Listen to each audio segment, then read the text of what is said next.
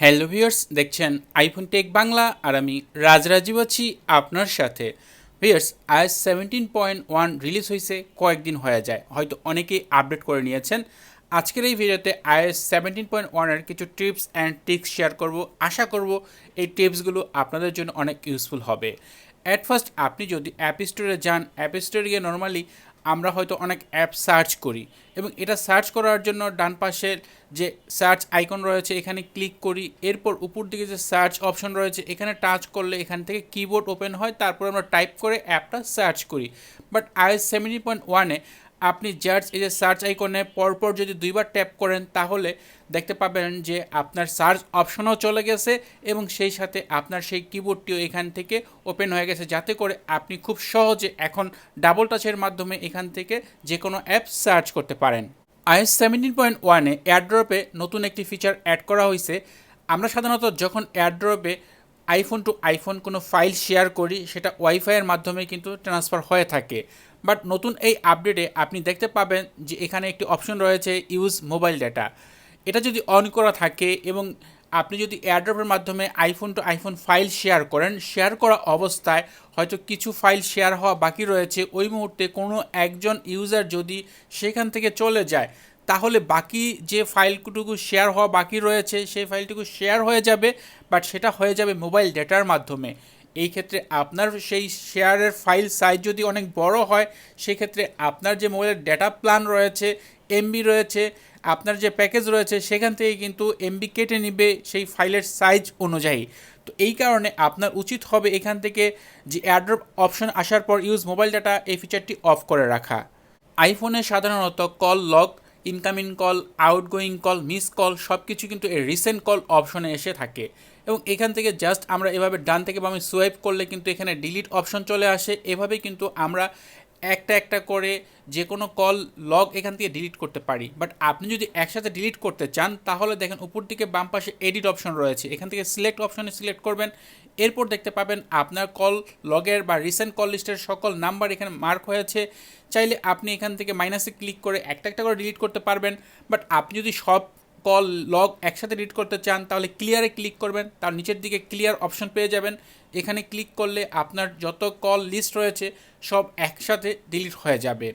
শুধুমাত্র এটা কল লগের ক্ষেত্রেও না, আপনার এখানে যে মিস কল অপশন রয়েছে সেমভাবে যদি মিস কলগুলো আপনি ডিলিট করতে চান সেমভাবে এডিটে গিয়ে ডিলিট অপশন পেয়ে যাবেন এবং চাইলে আপনি এখান থেকে রিসেন্ট কলের পাশাপাশি মিস কলগুলোও কিন্তু একেবারে একসাথে মার্ক করে সব কিছু ডিলিট করে দিতে পারবেন। সেমভাবে আমরা যখন মেসেজ ডিলিট করি, আমরা মেসেজ ডিলিট করার জন্য সাধারণত এভাবে একটা ডান থেকে বামে সোয়াইপ করে ডিলিট অপশনে ক্লিক করে মেসেজ ডিলিট করে দিই।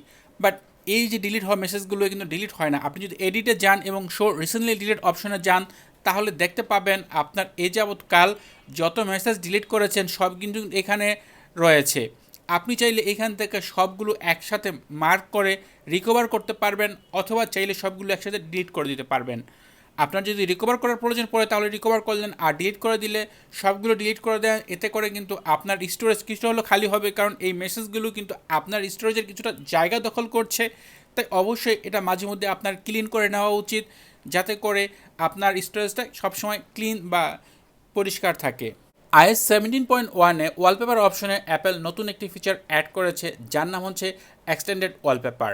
নর্মালি আপনি যখন কোনো ওয়ালপেপার সেট করেন, শেয়ারে ক্লিক করার পর সেই ওয়ালপেপারটি ইউজার্স ওয়ালপেপারে ক্লিক করার পর আপনি যদি এখন এটাকে এভাবে জুম আউট করেন তাহলে উপর দিকে দেখেন একটু ব্লার হয়ে যাবে। নিচের দিকে এখানে ক্লিক করলে দেখেন এক্সটেন্ডেড ওয়ালপেপার নামে একটি ফিচার দেখতে পাচ্ছেন। এটা যদি অফ করে দেন তাহলে কিন্তু আপনার যে ওয়ালপেপারটা এটা নর্মালি যেভাবে থাকে সেভাবে চলে আসবে। এটার যে সাইজ রয়েছে সেই সাইজ অনুযায়ী চারদিকে সমানভাবে আসবে। বাট আপনি যখন এটাকে জুম করবেন, একটু পিঞ্চ করবেন, সেই ক্ষেত্রে এটা এক্সটেন্ডেড ওয়ালপেপার হয়ে যাবে। আমি আরেকটার মাধ্যমে এক্সাম্পল দিচ্ছি। ধরেন এই ওয়ালপেপারটা এখন যদি আমি শেয়ারে ক্লিক করে এটাকে ইউজার্স ওয়ালপেপার হিসেবে সেট করি, এখন এটাকে আমি এভাবে পিঞ্চ করে দিলাম, দেখেন উপরের দিকে কিন্তু অন্ধকার মানে ব্লার হয়ে গেছে। বাট এটা কিন্তু উপর দিকে লাইট ছিল এক্সটেন্ডেড ওয়ালপেপার। এখন যদি আমি এখান থেকে এক্সটেন্ডেড অপশনটাকে টিকমার্ক উঠিয়ে দিই তাহলে কিন্তু সেটা দেখেন উপর দিকে লাইট চলে আসছে, ব্লারটা চলে যাচ্ছে। তো এভাবে আপনি চাইলে যে কোনো ওয়ালপেপারের উপরের দিকে ব্লার করতে পারবেন, যাতে করে আপনার উপর দিকে যে ক্যালেন্ডার রয়েছে, ঘড়ির সময় রয়েছে, এগুলো যাতে সুন্দরভাবে শো করতে পারে এজন্য। বাট আপনি যদি এটা প্রয়োজন বোধ না করেন তাহলে এক্সটেন্ডেড ওয়ালপেপার এখান থেকে অফ করে রাখতে পারেন। আপনি যদি iOS 17.1 আপডেট করেন, এরপর আপনার ফোনের যে সেটিংস অ্যাপ রয়েছে এখান থেকে প্রাইভেসি অ্যান্ড সিকিউরিটি অপশনে যান। আমি দেখিয়ে দিচ্ছি এখান থেকে প্রাইভেসি অ্যান্ড সিকিউরিটি অপশন, এরপর লোকেশন সার্ভিস, এরপর একটু নিচের দিকে গেলে এখান থেকে দেখতে পাবেন সিস্টেম সার্ভিস। এখানে আরেকটু নিচের দিকে আসলে দেখেন সিগনিফিক্যান্ট লোকেশন একটি ফিচার রয়েছে। বিশেষ করে অনেকেই হয়তো এটা অফ করে রাখেন, বাট iOS 17.1 আপডেট করার পর অনেকের ডিভাইসে দেখা যাচ্ছে এটা অটোমেটিকলি অন হয়ে যাচ্ছে। বিশেষ করে এরকম অনেক সময় হয় যে নতুন iOS ভার্সন আপডেট করলে এটা অটোমেটিক অন হয়ে যায়। বাট আপনি এটা অফ করে রাখেন, এটা অ্যাপেল আপনি কোথায় যাচ্ছেন, কখন কোথায় যাচ্ছেন, কি করতেছেন, আপনার লোকেশন সহ সব কিছু এটা ট্র্যাক করে। এই কারণে আপনার ফোনের যেমন ডেটা খরচ হচ্ছে, ফোনের চার্জ খরচ হচ্ছে, এই কারণে আপনি এই ফিচারটা এখান থেকে সিগনিফিক্যান্ট লোকেশন এটা অফ করে রাখতে পারেন। অ্যাপেলের সাথে আপনার লোকেশন শেয়ার করার কোনো প্রয়োজনই নাই, এই কারণে আপনি এখান থেকে এটা অফ করে রাখবেন। এছাড়া iOS 17.1-এ মিউজিক অ্যাপেও কিন্তু বেশ পরিবর্তন আনা হয়েছে। আপনি যদি মিউজিক ব্যবহার করেন এবং এখান থেকে চাইলে আপনি মিউজিক ব্যবহার করার সময় কিন্তু এখানে যে ফেভারিট আইকন রয়েছে এটাতে চেঞ্জ আনা হয়েছে। আগে যেমন একটা লাভ আইকন ছিল, এখন তাকে স্টার আইকনের মতো দেখতে দেখা যাচ্ছে। আপনার যে ফেভারিট লিস্ট এখান থেকে তৈরি করতে পারেন, যখন যে সংটা প্লে হচ্ছে সেই সংটাকে যদি আপনি ফেভারিট লিস্টে নিতে চান তাহলে জাস্ট আপনি এটাতে ক্লিক করে দিবেন, সাথে সাথে সেটা ফেভারিট লিস্টে চলে যাবে। সেটা আপনি কন্ট্রোল সেন্টার বলেন, লক স্ক্রিন বলেন, বা যখন আপনি মিউজিক প্লে করবেন মিউজিক অ্যাপ থেকেও চাইলে আপনি যখন তখন যে কোনো গানকে এখান থেকে ফেভারিট লিস্টে নিয়ে যেতে পারবেন। জাস্ট আপনার স্টার যে আইকনটা রয়েছে এটাতে টাচ করলেই আপনার সেই সংটা ফেভারিট লিস্টে চলে যাবে। iOS 17.1-এ ওয়ালপেপার অপশনে আরও একটি পরিবর্তন আনা হয়েছে। আপনি যদি ওয়ালপেপার চেঞ্জ করতে গিয়ে প্লাস অপশনে ক্লিক করেন তাহলে এখানে দেখতে পারবেন সফল ইমেজ নামে বা ফটো সফল নামে একটি ফিচার রয়েছে।